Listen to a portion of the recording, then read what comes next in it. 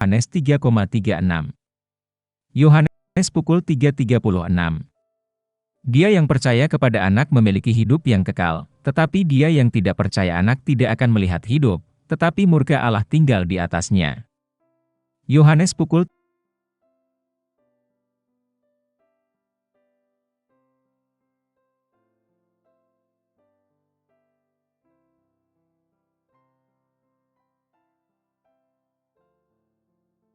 3:36. Tentang hidup kekal. Meskipun Free Grace Teologi mungkin mencoba untuk menafsirkan kehidupan kekal dalam 1 Yohanes sebagai terbatas pada kelompok elit orang percaya daripada semua orang percaya dan menafsirkannya sebagai merujuk bukan pada keselamatan melainkan pada pengalaman relatif persekutuan dengan Allah. Alkitab mengajarkan bahwa setiap orang yang percaya kepada Anak memiliki hidup yang kekal. Yohanes pukul 3:16, Yohanes pukul 3:36, 1 Yohanes 5:12-13. Ini bertentangan dengan gagasan bahwa Alkitab mengajarkan semacam pembagian elitis di antara orang percaya seolah-olah beberapa memiliki hidup yang lebih kekal daripada yang lain. Alkitab mengajarkan bahwa Anda memilikinya atau tidak, sama seperti Alkitab mengajarkan bahwa Anda memiliki anak atau tidak. Jadi itu juga mengajarkan, jika seseorang tidak memiliki Roh Kristus, ia bukan milik Kristus. Roma 8:9 lebih jauh lagi, memiliki hidup yang kekal ini bukanlah masalah usaha, melainkan masalah derajat. Anugerah cuma-cuma dari Allah adalah hidup yang kekal di dalam Kristus Yesus, Tuhan kita. Roma pukul 6:23 Alkitab juga mengajarkan bahwa alternatif untuk memiliki hidup yang kekal bukan hanya mendapatkan upah yang lebih sedikit di surga, tetapi alternatifnya adalah binasa.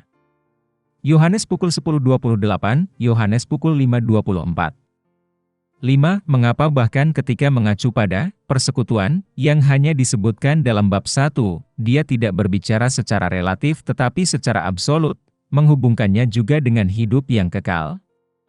1 Yohanes 1:1-3 Apa yang dari semula, apa yang telah kami dengar, apa yang telah kami lihat dengan mata kami, apa yang telah kami lihat dan yang telah kami raba, itulah yang kami beritakan tentang firman kehidupan. Kehidupan muncul, kami telah melihat dia dan bersaksi tentang dia, dan kami memberitakan kepadamu hidup yang kekal, yang bersama Bapa dan telah menampakkan diri kepada kami. Kami mengumumkan kepadamu apa yang telah kami lihat dan dengar, supaya kamu juga bersekutu dengan kami. Dan persekutuan kita adalah dengan Bapa dan dengan Putranya, Yesus Kristus. Apa yang dia lihat dan dengar, adalah Injil Yesus Kristus tentang hidup yang kekal.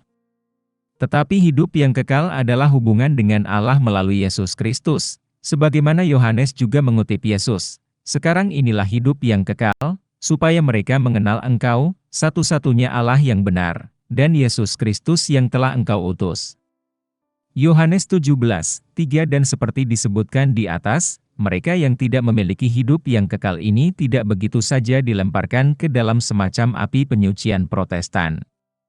Tidak, sebaliknya, mereka binasa sepenuhnya di bawah kutukan Allah. 1 Yohanes 1:6 Jika kita mengaku memiliki persekutuan dengan Dia, tetapi berjalan dalam kegelapan, kita berbohong dan tidak hidup dalam kebenaran.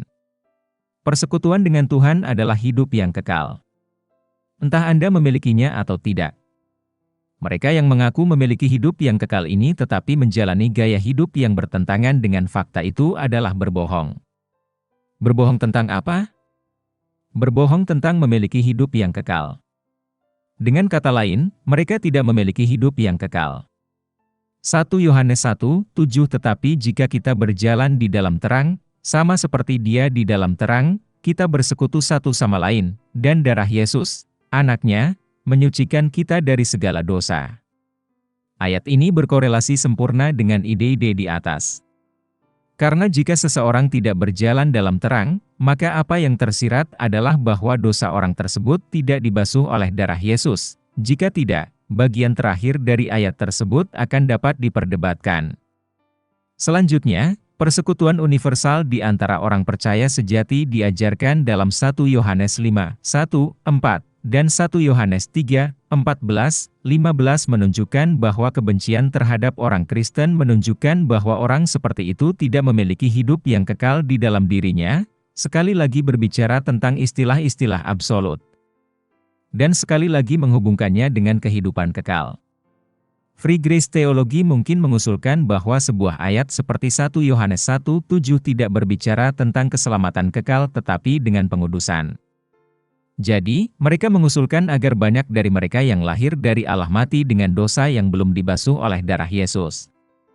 Hal ini membawa banyak teolog ini ke berbagai tempat di api penyucian Protestan untuk menangani dosa yang tidak dimurnikan ini.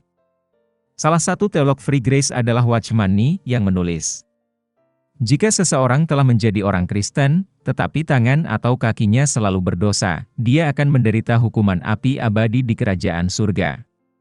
Kerajaan Watchman Nee. Semua fakta ini menunjukkan bahwa 1 Yohanes relevan dengan masalah ini dan, pada kenyataannya, mengajarkan bertentangan dengan teologi Free Grace. Juga tidak ada dasar substantif di mana Free Grace teolog menolak 1 Yohanes. Kita berasal dari Tuhan, dan Dia yang mengenal Tuhan mendengar kita, tetapi dia yang bukan berasal dari Tuhan tidak mendengar kita.